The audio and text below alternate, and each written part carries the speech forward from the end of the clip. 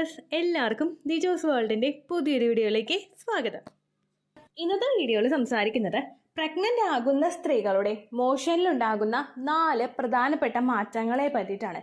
ഈ രീതിക്കൊക്കെ ആയിരിക്കും ഏറെക്കുറെ പ്രഗ്നൻസി പോസിറ്റീവ് ആയി കഴിഞ്ഞ് കഴിഞ്ഞാൽ നമുക്ക് വയറ്റിൽ നിന്ന് പോകുമ്പോഴേക്കും വ്യത്യാസം ഉണ്ടാവുന്നത് കേട്ടോ. അപ്പൊ അതെന്തൊക്കെയാണെന്ന് നമുക്ക് നോക്കാം. വീഡിയോ നമുക്ക് സ്റ്റാർട്ട് ചെയ്യാം. ഇതിനോടകം ഒരുപാട് പ്രഗ്നൻസി ലക്ഷണത്തിനെ പറ്റിയിട്ട് വീഡിയോസ് ചാനലിൽ ചെയ്തിട്ടുണ്ട്. യാതൊരു തരത്തിലുള്ള പ്രഗ്നൻസി ലക്ഷണവും ഈ പറയുന്ന തരത്തിൽ നിങ്ങൾക്കില്ലെങ്കിലും നിങ്ങൾ ഒട്ടും വിഷമിക്കേണ്ട ആവശ്യമില്ല. എക്സ്പെക്റ്റഡ് പീരിയഡ് ഡേറ്റിൽ ബ്ലീഡിംഗ് വരുന്നുണ്ടോ എന്ന് മാത്രം നിങ്ങൾ ശ്രദ്ധിച്ചാൽ മതി. ഒരുപാട് ആളുകൾക്ക് ബ്ലീഡിംഗ് ചെറുതായിട്ടുണ്ടായതിനു ശേഷവും ടെസ്റ്റ് ചെയ്ത് നോക്കുമ്പോൾ പ്രഗ്നൻസി പോസിറ്റീവ് ആയിട്ടുണ്ട്. അതുകൊണ്ട് ലക്ഷണങ്ങളില്ലെങ്കിലും നിങ്ങൾ വിഷമിക്കേണ്ട ആവശ്യമില്ല.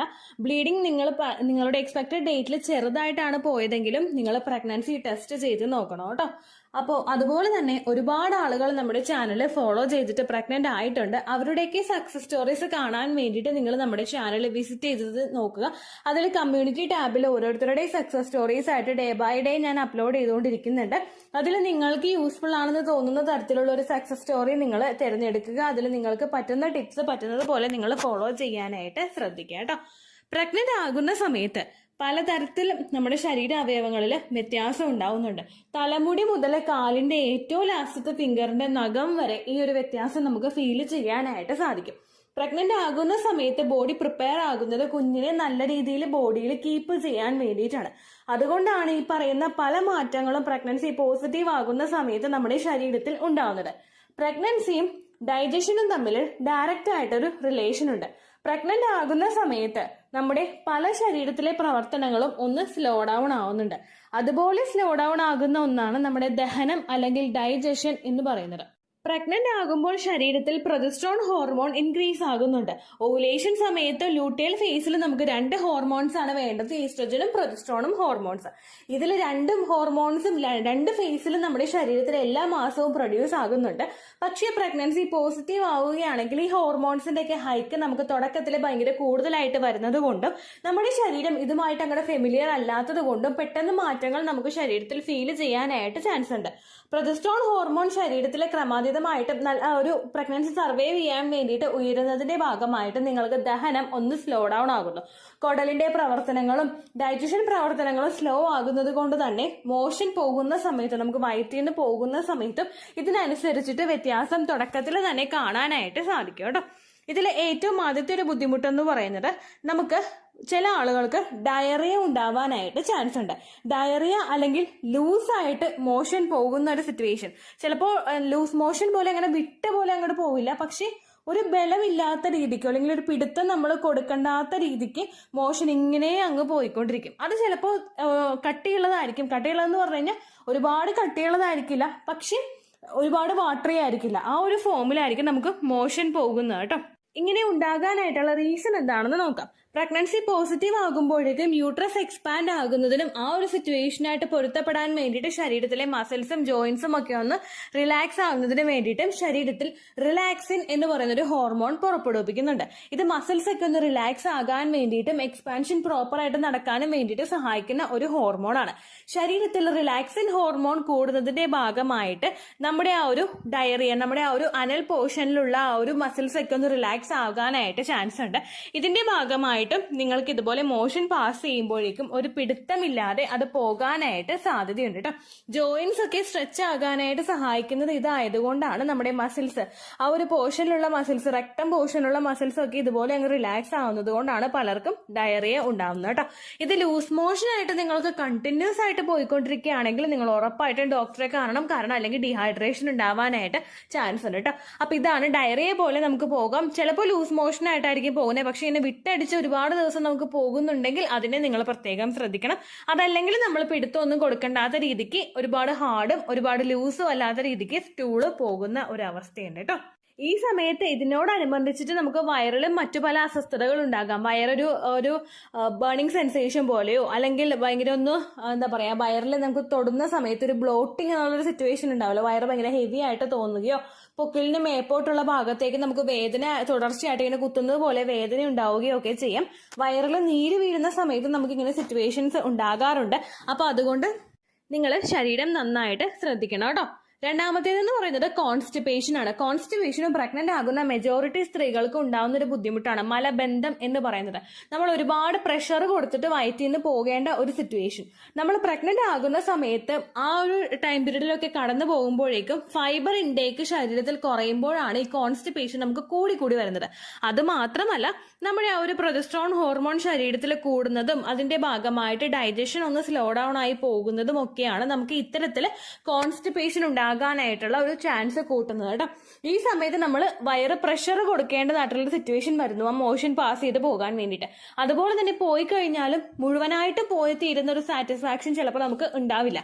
ആ ഒരു സിറ്റുവേഷനും ഈ ഒരു കോൺസ്റ്റിപ്പേഷനായിട്ട് മാറാറുണ്ട് കേട്ടോ. കോൺസ്റ്റിപ്പേഷൻ ഉണ്ടാകുന്ന സമയത്ത് നിങ്ങൾ ധാരാളം ഫൈബർ കണ്ടന്റ് അടങ്ങിയിട്ടുള്ള ഭക്ഷണങ്ങൾ കഴിക്കാനായിട്ട് ശ്രദ്ധിക്കുക. ഒപ്പം വെള്ളം ധാരാളം കുടിക്കാനായിട്ട് ശ്രദ്ധിക്കുക. ഒപ്പം നമ്മുടെ പെൽവിക് ഭാഗവും ആ ഒരു പോർഷനൊക്കെ ഒന്ന് എക്സ്പാൻഡ് ആകാൻ വേണ്ടിയിട്ടുള്ള എക്സസൈസുകൾ നിങ്ങൾ ചെയ്യുക. പ്രഗ്നൻസിയുടെ തുടക്കത്തിൽ മാലാസന എക്സസൈസ്, മാലാസന വാക്ക്, അങ്ങനെയുള്ള എക്സസൈസ് ഒക്കെ ഒന്ന് വൈഡൻ ആകുന്ന രീതിക്ക്, പെൽവിക്കിന്റെ ഭാഗമൊക്കെ ഒന്ന് വൈഡ് ആകുന്ന രീതിക്കുള്ള എക്സസൈസുകൾ നിങ്ങൾ ചെയ്യുന്നത് കോൺസ്റ്റിപ്പേഷന്റെ ഒരു എഫക്റ്റ് കുറക്കാൻ വേണ്ടിയിട്ട് നിങ്ങളെ സഹായിക്കും കേട്ടോ. ഇനി ഈ കോൺസ്റ്റിപ്പേഷൻ നമുക്ക് കൂടി പോയി കഴിഞ്ഞാൽ മറ്റു പല ബുദ്ധിമുട്ടുകൾ, പൈൽസ് പോലുള്ള ബുദ്ധിമുട്ടുകളും നിങ്ങൾക്ക് ഉണ്ടാകാനായിട്ട് ചാൻസ് ഉണ്ട് കേട്ടോ. ഇതാണ് അടുത്തൊരു രീതിക്ക് സ്റ്റൂള് പോകുന്നത്. മൂന്നാമത്തെ പോർഷൻ നമുക്ക് പോകുന്ന എങ്ങനെയാന്ന് വെച്ച് കഴിഞ്ഞാൽ, ആ പോകുന്ന ബ്ലഡിലൊക്കെ നമുക്ക് ചിലപ്പോൾ ആ ഒരു പോകുന്ന മോഷനിലൊക്കെ നമുക്ക് ബ്ലഡിന്റെ സ്റ്റെയിൻസ് കാണാനായിട്ട് സാധിക്കും. ചെറുതായിട്ട് ആ ഒരു ഫ്ലഷ് ഔട്ട് ചെയ്ത് കളയുന്ന ഒരു സമയത്ത് നിങ്ങൾക്ക് ആ ഒരു ബ്ലഡ് ഇങ്ങനെ ഒരു മോഷൻ പാസ് ചെയ്തിരിക്കുന്ന സമയത്ത് കാണാനായിട്ട് സാധിക്കും കേട്ടോ.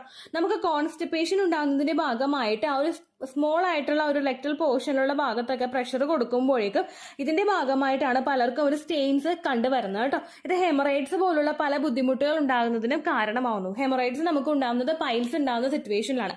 ആ ഒരു ഭാഗത്ത് റെക്ടം ആ ഒരു പോർഷനിലുള്ള ആ ഒരു ഭാഗത്തൊക്കെ ആ ഒരു വെയിൻസ് ഒക്കെ ഒന്ന് ബൾജ് ചെയ്തിരിക്കുന്നത് പോലെ, ആ ഒരു സ്കിന്നൊന്ന് ബൾജ് ചെയ്തിരിക്കുന്നത് പോലുള്ള ഒരു സിറ്റുവേഷൻ നമുക്ക് ഉണ്ടാകും.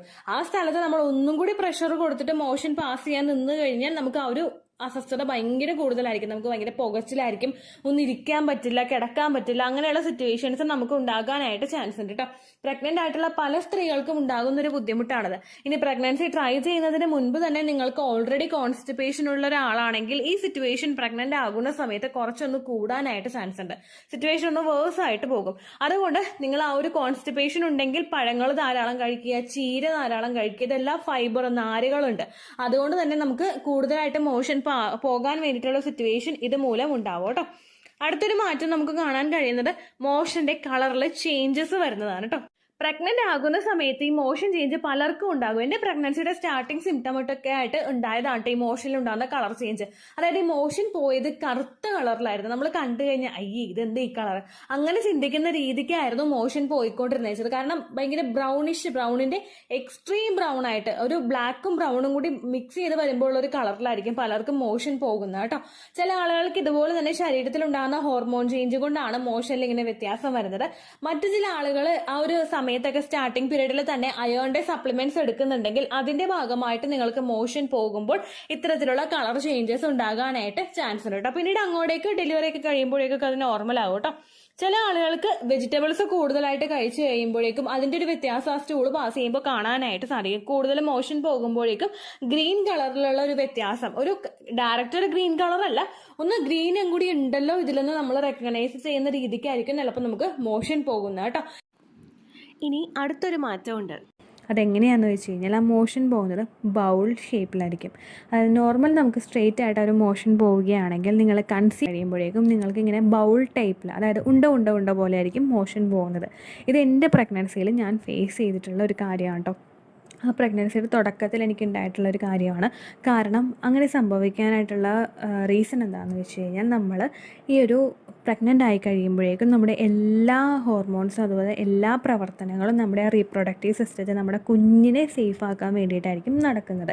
അങ്ങനെ വരുമ്പോഴേക്കും നമ്മുടെ ഡൈജസ്റ്റീവ് സിസ്റ്റം ഒന്ന് ലോ ആകും. ഡൈജസ്റ്റീവ് സിസ്റ്റം ലോ ആകുമ്പോഴേക്കും നമ്മുടെ ഭക്ഷണങ്ങൾ ദഹിക്കുന്നതിനൊക്കെ ഒരുപാട് സമയമെടുക്കും. അങ്ങനെയുള്ള പ്രവർത്തനം ലോ ആയി പോകുന്നത് കൊണ്ടിട്ടാണ് നിങ്ങൾക്ക് മോഷൻ പോകുന്നതിന് ആ ഒരു ബൗൾ ടൈപ്പിൽ മോഷൻ പോകാനായിട്ട് കാരണം. ഈ രീതിക്കൊക്കെയാണ് പ്രഗ്നന്റ് ആകുന്ന സമയത്ത് ആ ഒരു സ്റ്റൂളിൽ വ്യത്യാസം വരുന്നത്. പ്രഗ്നന്റ് ആകുന്ന മെജോറിറ്റി സ്ത്രീകൾക്കും അവരുടെ ഒരു പ്രഗ്നൻസിയുടെ ലാസ്റ്റ് ട്രൈമസ്റ്ററിനുള്ളിൽ എപ്പോഴാണെങ്കിലും ഈ ഒരു ലക്ഷണം തിരിച്ചറിയാനായിട്ട് സാധിക്കും. കാരണം ഇതെല്ലാം നമ്മുടെ ശരീരത്തിനെ അഫക്ട് ചെയ്യുന്നുണ്ട്. അതോടൊപ്പം നിങ്ങൾ ശ്രദ്ധിക്കണം, പ്രഗ്നൻസി പോസിറ്റീവ് ആണെങ്കിൽ ഒരുപാട് സ്പൈസി ആയിട്ടുള്ള ഭക്ഷണങ്ങൾ നിങ്ങൾ കഴിക്കാതിരിക്കാൻ പ്രത്യേകം ശ്രദ്ധിക്കുക. സ്പൈസി ആയിട്ടുള്ള ഭക്ഷണങ്ങൾ കഴിച്ചു കഴിഞ്ഞാൽ ആ ഒരു മോഷൻ പാസ് ചെയ്യുന്ന സമയത്ത് നമുക്കവിടെ പുകച്ചിലുണ്ടാകും. കാരണം നമ്മുടെ ശരീരം ഒരുപാട് ഡൗൺ ആവുന്ന ഒരു സിറ്റുവേഷൻ ആണത്. ഒരുപാട് പ്രവർത്തനങ്ങൾ ശരീരത്തിൽ നടക്കുന്നുണ്ട്. അത് ഓവർകം ചെയ്യാനായിട്ട് ശരീരം സ്ട്രഗിൾ എടുക്കുന്നുണ്ട്.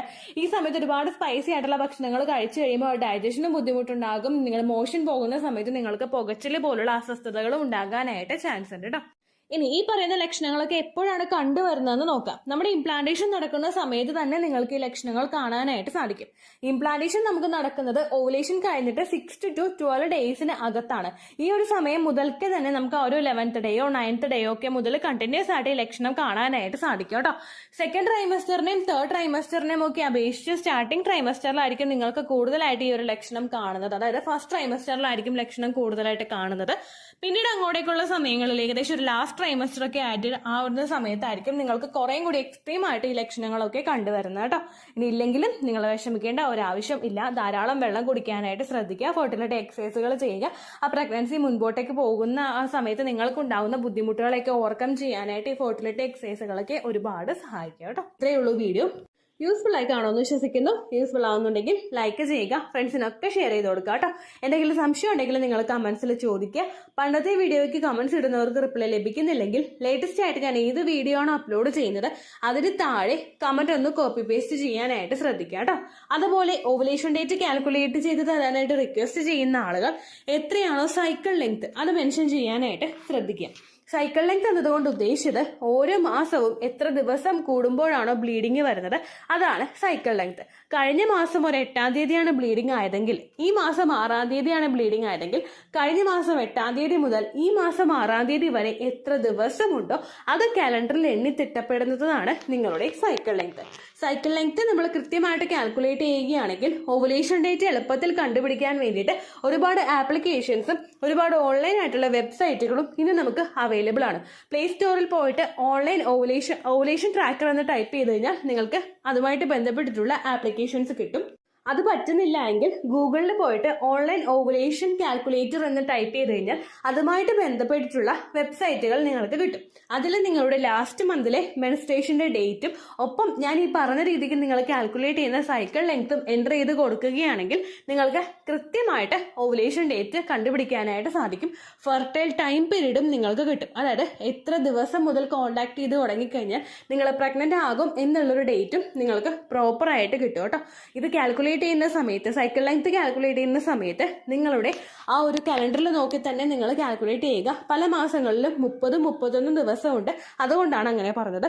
ഒപ്പം നിങ്ങൾക്ക് ബ്ലീഡിങ് തുടങ്ങിയ ദിവസത്തിന് വേണം നിങ്ങൾ ഡേ 1 ആയിട്ട് എടുക്കാൻ വേണ്ടിയിട്ട്. സ്പോട്ടിങ് തുടങ്ങിയ ദിവസത്തിനെ അതായത് ചെറുതായിട്ട് ഡിസ്ചാർജ് പോയി തുടങ്ങിയ ദിവസത്തിനെ നിങ്ങൾ കൺസിഡർ ചെയ്യേണ്ട ആവശ്യം ഇല്ല കേട്ടോ. അപ്പോൾ ഇത്രയേ ഉള്ളൂ വീഡിയോ. അടുത്തൊരു വീഡിയോ ആയിട്ട് നമുക്ക് വീണ്ടും കാണാം. ബൈ.